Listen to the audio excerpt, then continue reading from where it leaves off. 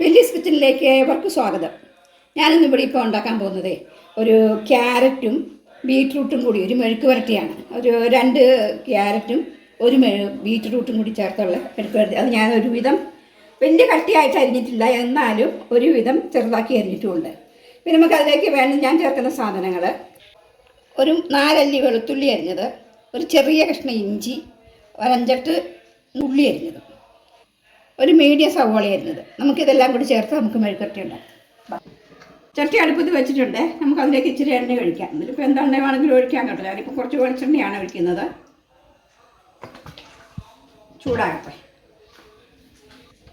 അല്പം കടുകിടാം.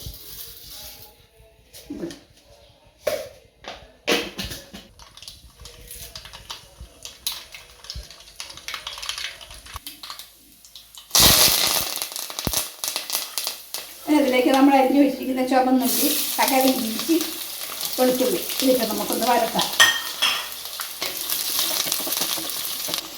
ഇതിലേക്ക് ഈ സവോളയും കൂടി ചേർക്കാം.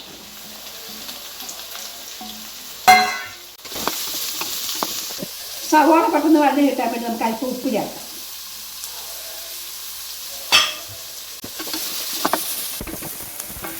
ഏകദേശമൊക്കെ ഒന്ന് വഴന്ന് കേട്ടോ. നമുക്കിതിലേക്ക് ഒരു 2 സ്പൂണ് ചതച്ച മുളക് ചേർക്കാം. ഈ കുറച്ചിട്ട് ചേർക്കണേ.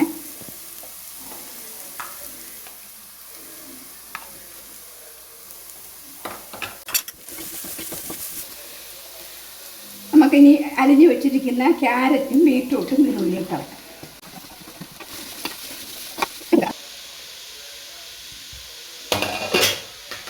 കറിവേപ്പിലയും കൂടി അതിന് മുകളിൽ കിടന്നോട്ടെ. നല്ലതാണ്. ഞാനിട്ട് ഇതിനെ കുറച്ച് മുളക് പൊടി കുറഞ്ഞു പോയി. അതുകൊണ്ട് ഞാൻ 1 സ്പൂൺ മുളക് പൊടിയും കൂടെ അതിന് മുകളിലോട്ട് ഇതുപോലെ കുഴപ്പമൊന്നും ഇട്ടിട്ട് നമുക്ക് തിളയ്ക്കാൻ മതി. സവോളയെ ഒന്ന് വഴന്ന് കിട്ടാൻ വേണ്ടി ഇച്ചിരി ഉപ്പ് ചേർത്തായിരുന്നു. അതനുസരിച്ചുള്ള ഉപ്പ് ബാക്കി നമുക്ക് ചേർത്താൽ മതി.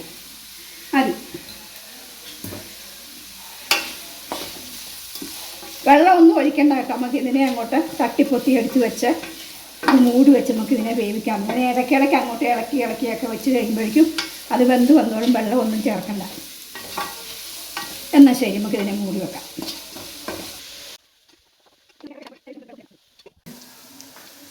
അങ്ങനെ നമ്മുടെ ക്യാരറ്റ് ബീറ്റ്റൂട്ട് മെഴുക്ക് പുരട്ടി ഇവിടെ റെഡിയായിട്ടുണ്ട്. അടിപൊളി മെഴുക്ക് പുരട്ടിയാണ്. എല്ലാവരും ഇതുണ്ടാക്കി നോക്കുക. മറ്റൊരു വീഡിയോയുമായിട്ട് നമുക്ക് വീണ്ടും കാണാമേ. ബൈ.